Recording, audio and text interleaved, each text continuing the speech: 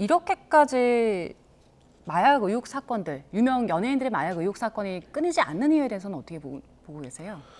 저는 여러 가지 원인이 있다고 생각을 합니다. 기본적으로는 그 마약의 유통과 마약 사범의 종류 그리고 그 수요하는 마약 중독의 층 자체가 굉장히 커졌습니다. 몇 가지 통계를 보자면요, 특히 이제 청소년 마약도 문제인데요. 올해만 하더라도 작년보다 이제 올해가 다 가지도 않았는데 예. 마약 사범이 2배 정도 이미 작년에 육박한 것으로 적발이 됐다라고 한 3만 명 정도 된다고 합니다.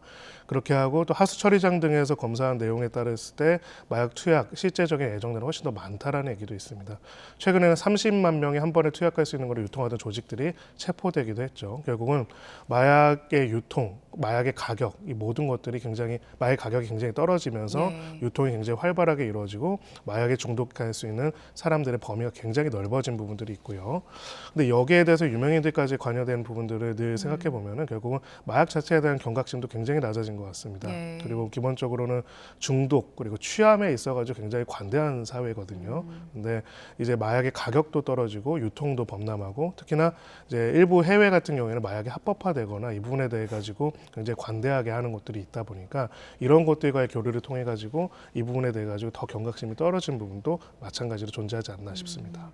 뭐 경각심 말씀해 주셨고 그리고 마약을 좀 구하기 이전보다 쉬워진 부분도 있을 것 같아요. 그런데 검거가 많이 되는 것들도 있지 않습니까? 그 마약 사범 같은 경우에 검거할 때 보통은 제보자들 아니면 같이 했던 사람들이 이제 진술을 하면서 걸리는 경우가 많죠. 맞습니다. 마약 수사에서는 핵심적인 거는 중독자들을 찾아내서 재활시키는 것도 있지만 결국은 유통망을 타격을 해야 합니다. 근데 유통망을 확인하려면 결국은 누구로부터 구입했는지, 구입한 사람은 또 누구한테 팔았는지 이런 부분들을 확인한 과정들이 필요하고요. 그래서 보통은 한 명이 아니라 이 한 명과 연관되어 있는 여러 뿌리들을 찾는 것들이 굉장히 중요하기 때문에 이 과정에서 마약 중독의 어떤 정도와 양 자체가 늘어나면서 마찬가지로 검거율도 굉장히 높아지고 있습니다.